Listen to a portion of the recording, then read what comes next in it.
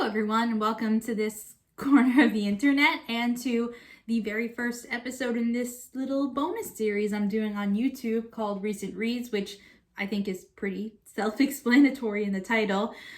So for those of you who don't know me, my name is Allison. I am the host of Bookish Babbles podcast. It is a podcast where I talk about my favorite books and I read through them. Right now we're reading through the Hunger Games series. We're on Catching Fire. This upcoming episode is, I believe we're talking about chapters 7 to 9.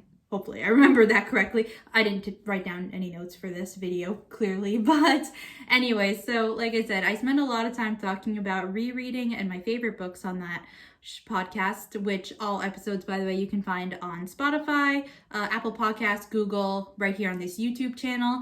And also all my other socials will be linked down in the description. So I thought it'd be fun just to get a chance to talk here to you guys about books that I have read recently, and especially ones that I've really enjoyed, because I've been lucky because recently I've read books that I've really loved, including some brand new favorites. So with all that being said, let's get into it. All right, so the first book I want to talk about is the last book that I completed reading, and it is The People We Keep by Allison Larkin. And it's August, so it's still summery month. So if you want something that is summery, that's a word, I really recommend this. I mean, look at this cover. Like, this cover screams summer. It's so beautiful.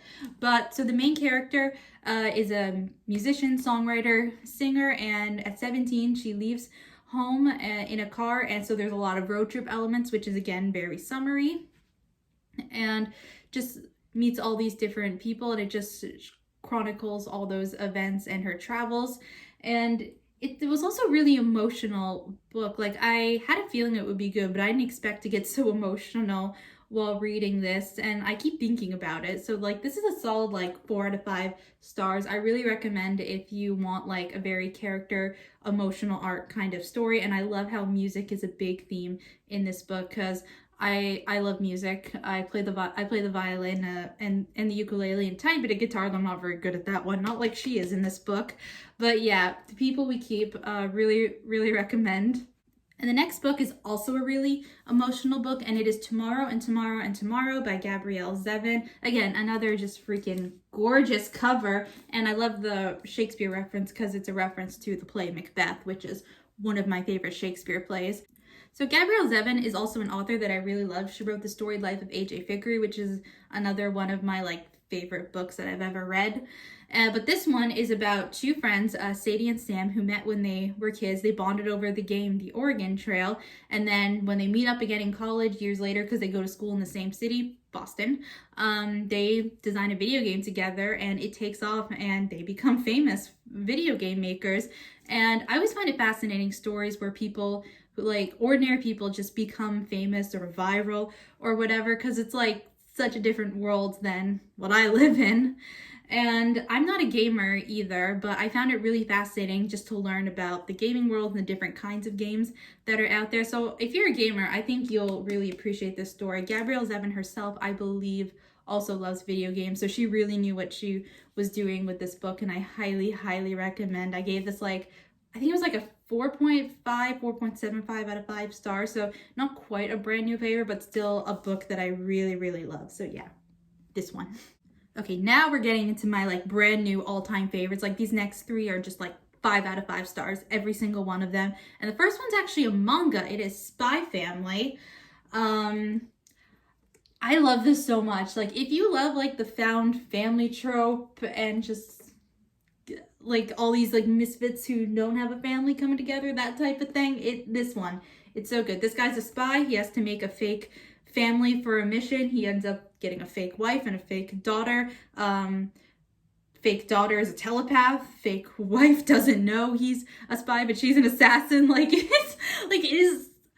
is somehow messed up a very healthy, loving family. I don't get it. I'm like 4 volumes in and I love it, and I keep hearing good things about the anime, so I think I'm gonna watch the anime after I finish reading all the volumes. But yeah, it's just made me want to read more manga and watch more animes. I've started watching Fruits Baskets and I love it. So if you guys have any manga recommendations, please let me know. I think the last manga series I fell in love with was Death Note. So it's been a while, but yeah, Spy Family. If you guys haven't read it, if you want to get into manga like me, this one, it's so freaking good.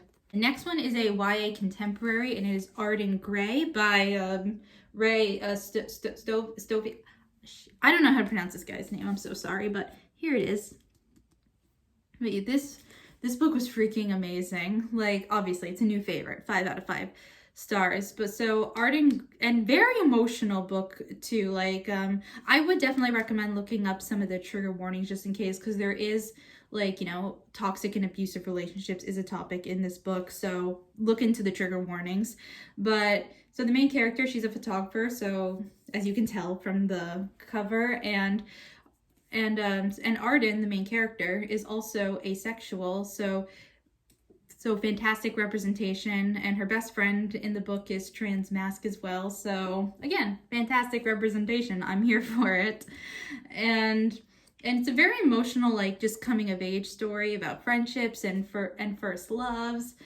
And like, the last time a book touched me like this much, like, emotionally, was Radio Silence. And for those who know me in real life, Radio Silence is just one of my all-time favorite emotional books that just get me every single time I read it. And I got this book originally from the library because I just thought it looked good, but then I read it in a day. Like, I can't remember the last time I finished a book in a day. I did not want to put this down, and I ended up just buying my own copy. So either way, I don't care if you get it from the library, if you buy it. Like, please, everyone, read this book. It is so freaking good, and I want more, but also the story still ended perfectly, that I doesn't need to be more, but I still want there to be more. You know that feeling. Yeah, anyway, Arden Gray.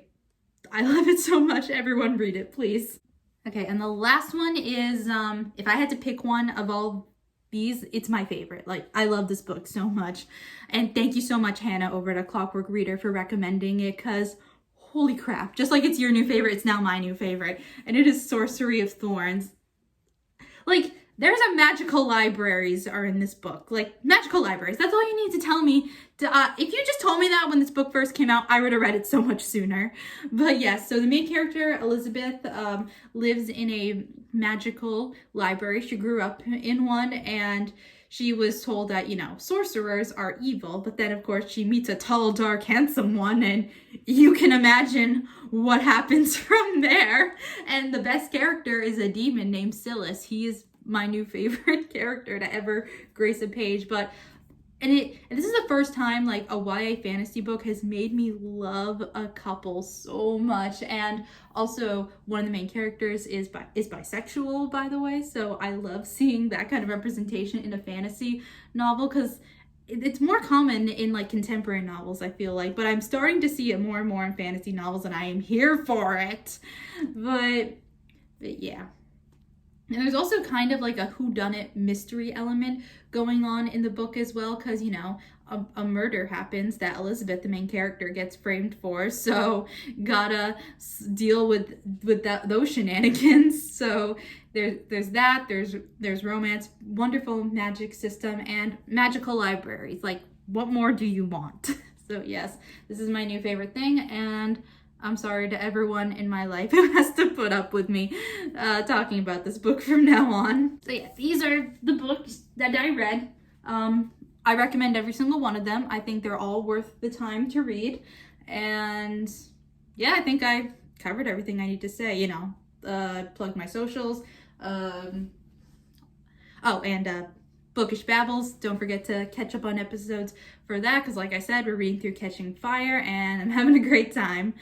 So yes, thank you again, everyone, so much for watching. I hope you have a great day/night, and I will talk to you all next time, whenever I do another recent read, but definitely talk to you on Bookish Babbles. So, bye!